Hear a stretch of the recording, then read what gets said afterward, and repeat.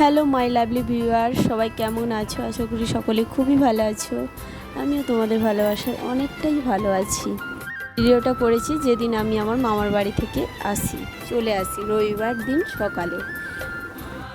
এইদিকে আমরা একটু বেরিয়ে পড়ে আমি একটুখানি ভিডিও করে নিচ্ছিলাম। আর আপনারা ভিডিওর মধ্যে দেখতে পাবেন যে একটা কাকা পাশে বসেছে। কাকাও ভীষণ হাসছে আমার মেয়ে ক্যামেরার দিকে তাকাচ্ছে না বলে। চলো রাস্তায় বেরিয়ে কি প্রবলেমটা ফেস করেছি সেটা তোমাদের সঙ্গে শেয়ার করা যাক। আমি অন্তত ক্ষেত্রে এতদিন রাস্তায় যাতায়াত করছি, তবে কোনো দিন এই প্রবলেমটা ফেস করিনি। ওই দিন প্রথমবার প্রবলেমটা ফেস করতে হয়েছে। আবার সঙ্গে ছোট বাচ্চা নিয়ে, ব্যাগ নিয়ে, সঙ্গে কেউ ছিল না, একা বেরিয়েছি। তো ভীষণ অসুবিধা হয়েছে গাইস। মানে রবিবার মানে যে একেবারেই ট্রেন চলবে না, এটা আমার একেবারেই জানা ছিল না। তাই প্রবলেমটা ফেস করতে ভীষণ অসুবিধা হয়েছে।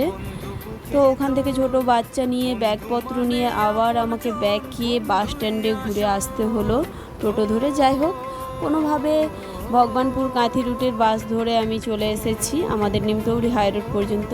এই যে এখানে দেখছো, এই জায়গাটা হচ্ছে নিমতৌড়ি হাই রোড। মানে ওই দিন ট্রেন ছিল না বলে বাস স্ট্যান্ডে প্রচুর ভিড় হয়েছিল। আমি যে গাড়িটাতে উঠেছি ওর আগে আমি অনেকগুলো বাস ছেড়ে দিয়েছি, এত ভিড় পা রাখা যাচ্ছিল না।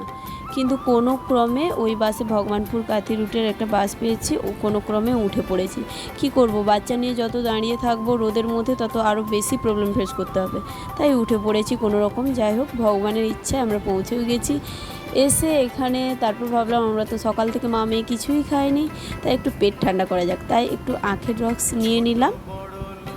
আর এদিকে তো আমার মেয়ে খালি গ্লাসটা উল্টে খাচ্ছে দেখে আবার কাকাকুটা ডেকে ওকে হাফ গ্লাস আবার আখের রস দিয়ে দিল। ও খুব মজা করে খাচ্ছে, দেখুন, তাই না?